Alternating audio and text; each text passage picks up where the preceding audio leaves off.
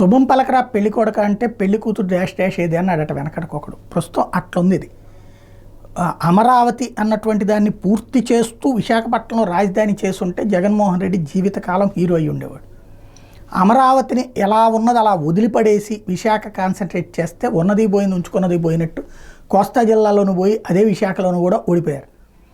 సాక్షి ఎప్పటి నుంచినో అమరావతి మీద అలాగే రాస్తూ ఉంటుంది. ఇప్పుడు అమరావతికి సంబంధించి తాజాగా 55% రేట్లు పెంచారు. అంటే నిన్న తెలుగుదేశం అనుకూల మీడియాలో ఒకటి ఫోకస్ చేసుకొచ్చారు. నారాయణ గారు ఒకటి చెప్పుకొచ్చారు. ఏమని,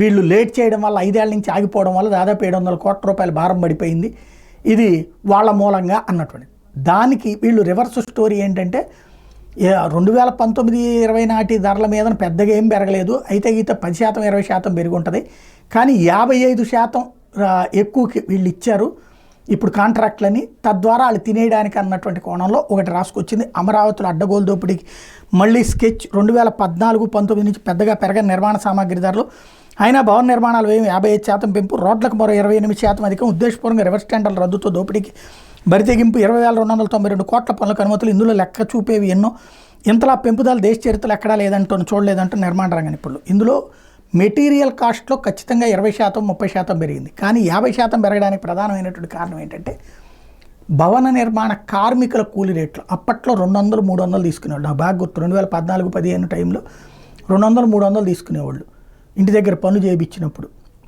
అదే ఇవాళ రోజున వచ్చేటప్పటికి 700 రూపాయలు 900 రూపాయలు అడుగుతున్నారు.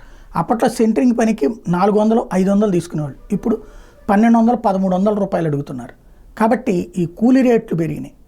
మెటీరియల్ కాస్ట్ తక్కువే పెరిగింది, కానీ కూలీ రేట్లు భారీగా పెరిగినాయి.